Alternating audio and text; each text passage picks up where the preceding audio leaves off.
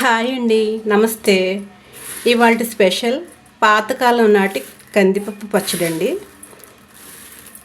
ఈ కంది పచ్చడి ఒక్కసారి చేసుకుని తింటే మళ్ళీ మళ్ళీ చేసుకుని తింటారు, అంత రుచిగా అద్భుతంగా ఉంటుంది.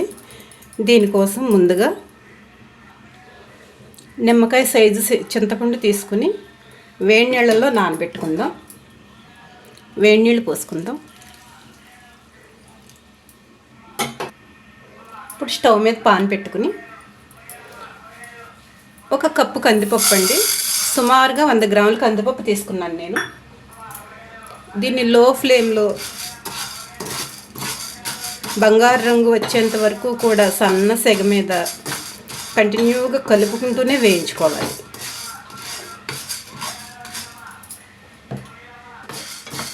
ఈ కంది పచ్చడి అందరూ ఎలాగే చేసుకున్నా ఈ వేయించుకునే పద్ధతిలోనే పచ్చడి రుచి ఆధారపడి ఉంటుంది.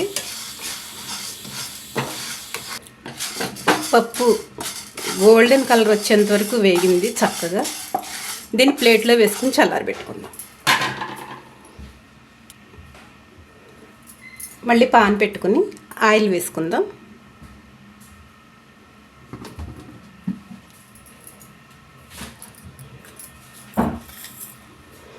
ఇప్పుడు కొంచెం ఆవాలు వేసుకుందాం.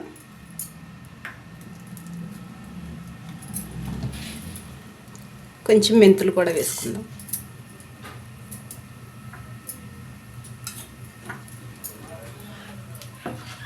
ఆవాలు చిటపటమనే వరకు కూడా వేయించుకుందాం. ఒక 10 ఎండుమిరపకాయలు వేసి వేయించుకుందాం.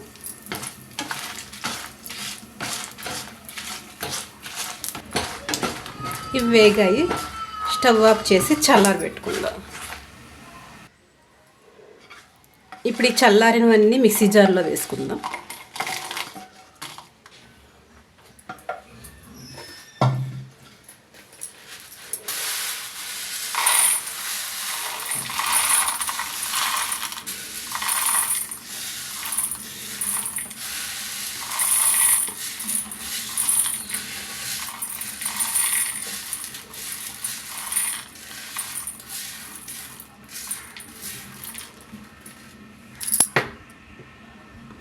ఇప్పుడు దీనిలో టేస్ట్కి సరిపోయినంత ఉప్పు వేస్తున్నాను. అలాగే కొంచెం పసుపు కూడా వేసుకుంటున్నాను. దీన్ని మిక్సీ పెడదాం.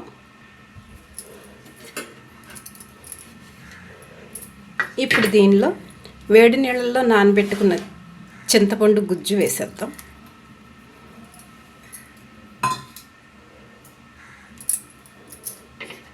దీన్ని మళ్ళీ ఇంకొకసారి మిక్సీ పట్టుకుందాం. ఇది బాగా గట్టిగా ఉంది. దీనిలో కాచి చల్లార్చిన నీళ్లు పోసుకుందాం. గుర్తుపెట్టుకోండి, కాచి చల్లార్చిన నీళ్ళు మాత్రమే పోసుకోవాలి, చన్నీళ్ళు పోసుకోవద్దు. అలాగని పచ్చడి పలచగాను ఉండొద్దు, బాగా గట్టిగాను ఉండొద్దు.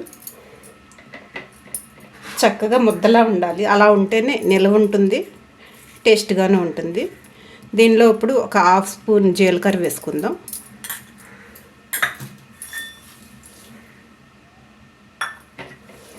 అలాగే వెల్లుల్లి రెబ్బలు. పచ్చడికి వెల్లుల్లి రెబ్బలు ఎన్ని వేసుకుంటే అంత రుచిగా ఉంటుంది. మీకు కావాల్సినన్ని, ఎన్ని ఎక్కువ కావాలంటే అన్ని వేసుకోండి. దీన్ని మళ్ళీ మిక్సీ పట్టుకుందాం.